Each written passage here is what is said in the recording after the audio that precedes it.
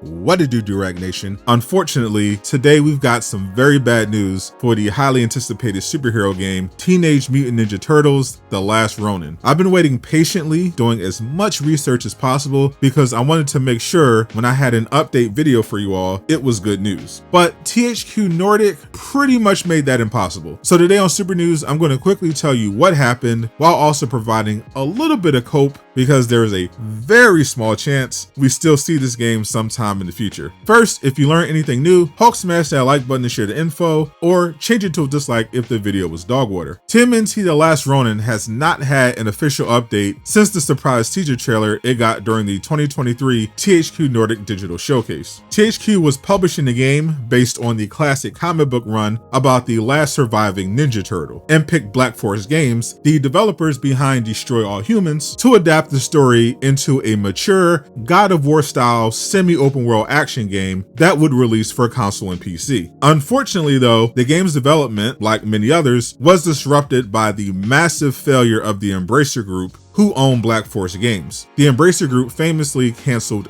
dozens of games, closed or sold off studios, and fired thousands of people after they spent way too much money, including nearly $400 million for the rights to Lord of the Rings, expecting Saudi Arabia's $2 billion development fund to cover it all, but panicked when that deal fell through at the last second. This resulted in Black Forest Games firing 50% of the staff working on TMNT The Last Ronin, and amount of layoffs that typically results in a studio closing down. Neither THQ nor Black Forest released a statement after the layoffs to confirm the status of the game, and fans were left wondering for months if the game was still happening at all, until Black Forest CEO Adrian Gorsh seemingly teased on Twitter there might be some sort of update on the game coming, but no such update came, and Adrian deleted his Twitter. He hasn't posted anything new on Blue Sky either about the progress of the game. TMNT has not shown up at any gaming events, but the latest THQ Nordic showcase confirmed its status. The digital showcase happened on Friday, which I covered live, but the biggest reveal of the day was a new Darksiders game. And then at the end of the surprisingly short event, THQ Nordic confirmed they had 28 games in active development and 15 were unannounced. Unfortunately, that math made it very easy to figure out the status of the Last Ronin game, because 28 minus 15 means there are 13 games in active development we know about.